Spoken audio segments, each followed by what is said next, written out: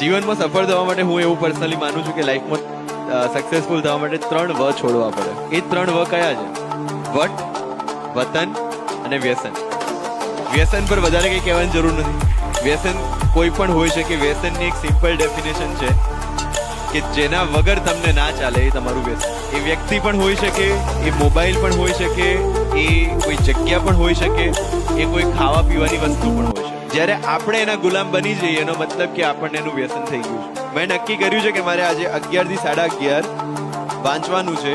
11:30 થી 11:40 સુધી મારે ફોન વાપરવાનો છે ને 11:45 થી મારે પાછું વાંચવા બેસી જવાનું છે. તો એ 11:30 થી 11:40 ફોન હાથમાં લીધા પછી 11:40 ફોન તમે શાર્પ નીચે મૂકી દેતા હો તો એનો મતલબ કે હજુ તમને એનું વ્યસન નથી થયું. પેલી રીલ્સ જોવામાં 40 ના 45 ના 50 ના લીધે 12 ક્યારે વાગી જાય એ ખબર જ નથી પડતી. તો એનો મતલબ કે આપણે મોબાઈલના બંધાણી થઈ ગયા છીએ.